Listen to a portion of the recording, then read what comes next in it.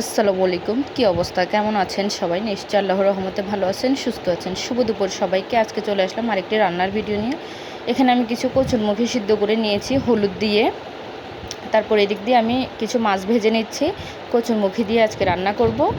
তারপরে তো মাছ ভাজিগুলো হয়ে গিয়েছে, এখন আমি তরকারিটা বসিয়ে দেবো। সেই মাছ ভাজির তেলে আমি মাছটা রান্না করে ফেলবো। তো পেঁয়াজ দিয়ে রসুন হলুদ গুঁড়া দিচ্ছি পরিমাণ মতো। তারপর এখানে দিব মরিচের গুঁড়া পরিমাণ মতনে। তারপর দিব আপনার ধনিয়ার গুঁড়া পরিমাণ মতনে দিয়ে এখানে আমি এখন স্বাদ মতো কিছু লবণ দিয়ে দিব। লবণ দিয়ে আমি এখানে একটু পানি দিয়ে দিব যেন মশলাটা পুড়ে না যায়।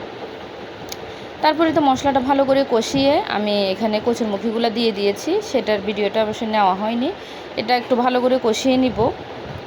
কচুরমুখীটা কষিয়ে নেওয়া হয়ে গিয়েছে, এখন আমি এখানে পানি দিয়ে দিচ্ছি।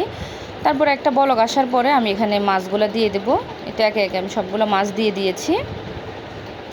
তারপরেই তো আমার রান্নাটা কমপ্লিট হয়ে গিয়েছে, নামিয়ে ফেলবো।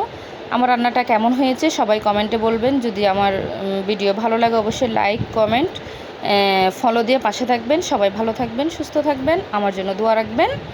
যাওয়ার আগে আসসালামু আলাইকুম, আল্লাহ হাফেজ।